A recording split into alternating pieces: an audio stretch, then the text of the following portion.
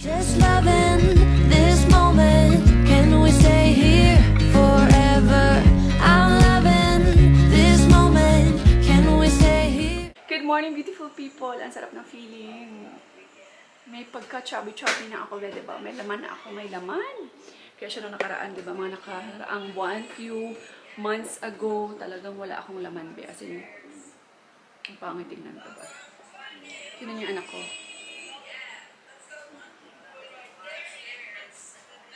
Alam niyo ba, guys? Wala akong kasambahay, diba? Wala akong katuwang sa buhay na.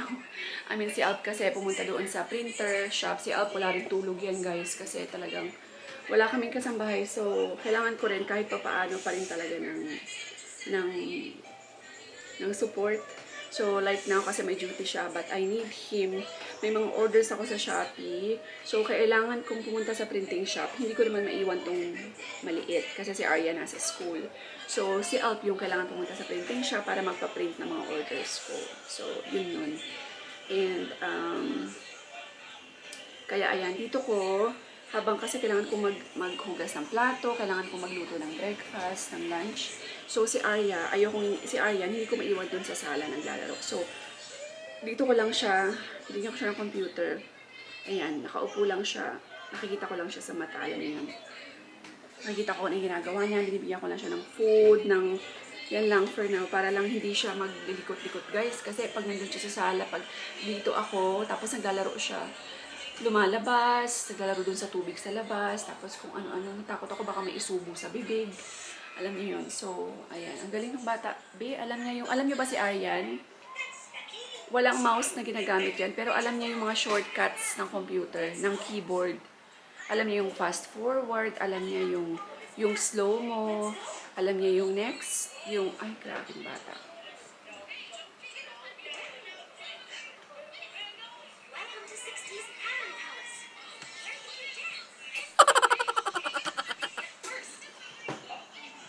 Ang cute niya, guys. Akala mo totoong tao. I mean, totoong tao. Akala mo sobrang laking tao na, no? Ang galing ni Aryan. Yung mga bata ngayon, grabe. Ang tatalino na talaga. Anyway, so now pa lang ako. Time check, it's 11:30. So now pa lang ako mag-breakfast. So, ayan, mag-breakfast tayo mga. One eternity later. Hi guys! So, ayan, unfortunately, hindi ako nakapag-vlog for the whole day kasi nagkaroon kami ng emergency, guys. Can you listen the volume? Ayan ang aming emergency. Uy! Wait. Pinauwi siya ng teacher. Hindi man pinauwi. Timing nung lunchtime na. Hindi na siya nakapasok ng hapon kasi mawag yung teacher na dinala nila si Arya sa clinic. Kasi nga, sobrang taas daw ng lagnat ni Arya. So, kinuha kaagad namin siya sa school. Ayan. Sobrang taas na naman. How much is where is our temperature? You're sick again. This is my face. When you're sick. This is my angry face. It's because I cannot eat French fries. Like, I feel sleepy. What else? So weak. You're coughing. Yeah. Coughing. And also, I cannot eat anything. This is the result. Wala kasi siyang letter R. Result. Can you say result?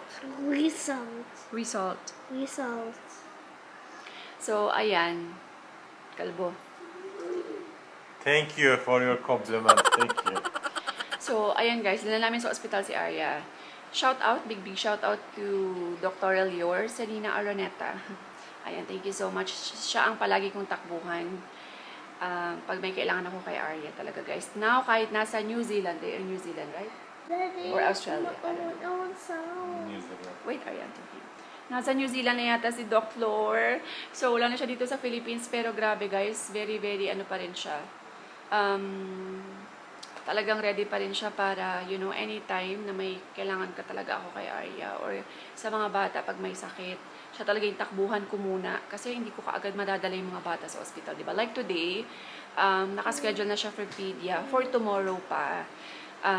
So, natatakot ako baka may something, kasi meron na siyang result, guys, diba? Pinalab namin siya. So, nandiyan na yung result, pero Kasi for the past few days, nawala na siya ng lagnat. Nadula ng lagnat niya. Nawala na yung lagnat niya. So, tapos, kanina, kaya pinapasok na namin siya sa school kahapon, okay na siya. Tapos today, Tuesday, bumalik na naman yung lagnat niya. And, may result na siya, pero hindi ko pa siya napapacheck sa pedia kasi tomorrow pa nga yung sked niya. So, kaya ayun, nung nalaman kong may lagnat uli siya, natakot ako guys. Baka kasi sa result, hindi kami marunong magbasa ng result, diba? There is something to be alarmed or baka may importanteng kailangan mabasa yung doctor doon. So, sinend ko yung result kay kay Doc Lor. Sabi ko, Lor, baka can you please check first muna kasi tomorrow pa yung sked ni Arya kasi ang taasan ng lagnat niya. Baka there is something na importante na kailangan namin malaman sa result. Anyway, so yun, binasa ni Doc Lor. May viral, yun, unfortunately, may viral infection si Arya. And there's a possibility na may pneumonia siya. Kasi, yun, sa result niya nga. And may anemia siya. Ayan, so anemic si Arya. And ayan, so dinala kaagad namin siya sa hospital kanina. Hindi ako nakapag-vlog. Wala akong na anything. Hindi ko nadala yung camera kasi sa pagmamadali namin. Dinala namin siya dito sa pinakamalapit na hospital lang. Walk-in lang kami sa pedia. And ayan, so hindi muna siya in x-ray. Bibigyan muna siya ng antibiotic for 3 days kasi meron siyang phlegm sa likod, guys. No need naman. Hindi naman daw, not necessary naman daw na kailangan siyang i-admit. But, ayan, kailangan niya yung antibiotic for 3 days. Check ng doktor. Tingnan namin kung bababa yung lagnat niya or there will be an improvement sa phlegm. Pag hindi naging walang improvement, pag ganun pa rin yung lagnat niya at malala pa rin yung ubo niya, we need to do an x-ray. So, ayan, tsaka blood test. Inaano namin, i-rule out namin yung dengue. Pero so far kasi, wala naman siyang mga rashes or anything. So, ayan. But nag-pray na ikaw kay Jesus, right? You prayed already. Yeah. Nagluto lang kami ng guys, ng sinigang, tinolang manok. Sinigang pala, yeah. So, nilaga pala. Niluto ako siya ng nilaga. So, papadinner ko muna siya para makain mo siya ng antibiotic kasi antibiotic is 8 o'clock. Yes? Shh. Hi! Hi, ate. Hi, kuya. Hi, bunso. Where's ate Arya? Kiss lang. Kiss. Kiss. Aray ko. Kaya, ayan. Sorry ha kung hindi ko masyado nabibitbit ang camera kaagad. Alam niyo naman, wala pa kaming kasambahay. So, kaya, ayan. Pakainin ko muna yung dalawang bata, guys. Honestly, alam niyo ba, sa totoo lang, wala pa po akong lunch. Time check is 6:30. Hindi pa ako nakakapag-lunch, guys. Kasi sobrang busy talaga. Kasi tinakbo namin kanina si Aya sa hospital, diba? Tapos, pagkatapos ng hospital, need kong tumakbo sa JNT. Kailangan ko palang mag-pack ng mga orders for Shopee. And kailangan kong itakbo sa JNT. Kasi may cut-off, diba? And ayan, tapos pumunta ako ng post office. And then, now lang ako nakabalik, 6:30 na, hindi pa ako nag-lunch. Medyo masakit na yung ulo ko, guys, kasi syempre, di ba, pag nalilipasan ka. So, ang hirap. Kaya yan. Ay, nako, buhay ng ina talaga. Kaya yan, be. Yakang-yaka yan. May sakit ang anak, so hindi tayo pwedeng magkasakit. Meanwhile, No, not yet, not yet. Do you want? Show me, do you want? What? Arya, Give say it. Arya. Say give to Aryan. Give. Say daddy, give. First, I need to clean this seat. No, wait. No, Arya, see, there's a seat there. No? Come here. Come.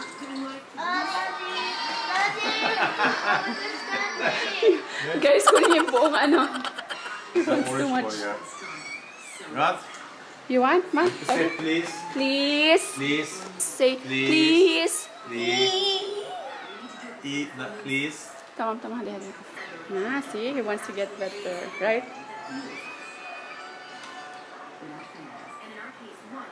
Yeah. Right away, direct eat. Oh. the next day. Good morning, guys. Another day. Hindi ako nakapag-vlog kagabi. Hindi na ako nakapagbihis. As in, pag tulog ka agad kami lahat, diretso tulog kagabi. Sobrang pagod.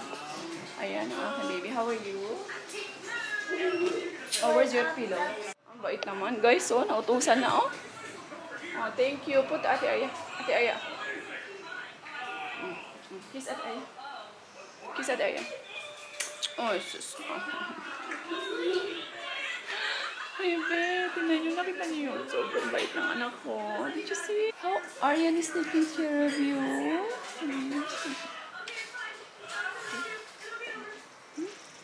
Oh, you have colds now. Your nose now. I'm gonna make you breakfast, huh? In my drink hot Milo. More healthy, rice, egg, like that. Milo. See, grabe ubo niya, guys. Okay. Daddy, did Arya drink antibiotic?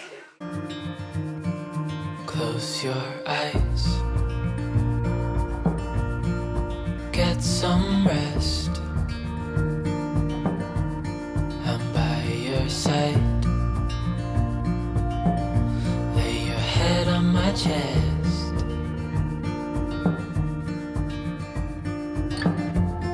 I know you've had a really bad day.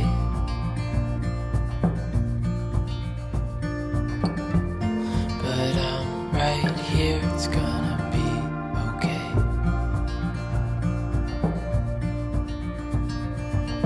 The world could fall down, it's gonna be okay. The sun could go out, we're gonna be okay. If all the blue skies fade to gray, we're gonna be okay.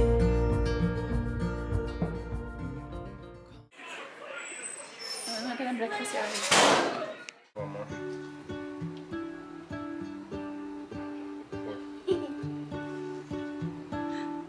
It's your milk, you need to do it, right? Yes. World had One more. more of your smile.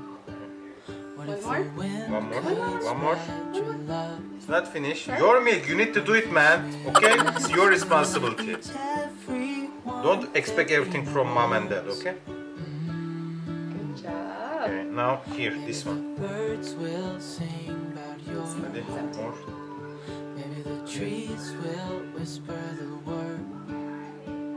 Maybe the sun will spread. Tomorrow I will then teach you how to prepare your bottle of milk, okay?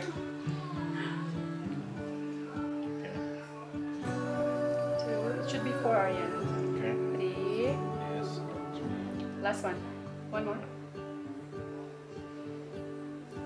Yay! Good job. Okay, now close it. Close. No, it's okay. Close now. Put it back. Close, close, Close the cup. This one. Close. close. Like this. Close it.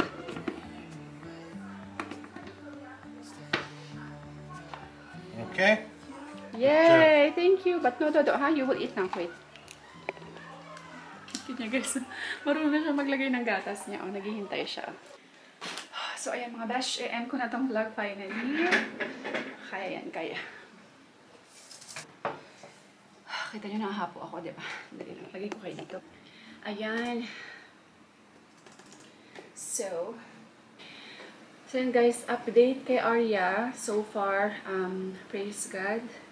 At bumuti-buti na yung pakiramdam niya. Wala na po siyang lagnat. Sinat-sinat na lang, pero hindi na siya umaabot ng 33, 34, almost ano na lang, 32, ganyan, 34 points, 32 point something. Sakit ang dila ko, pinakagat ko kasi.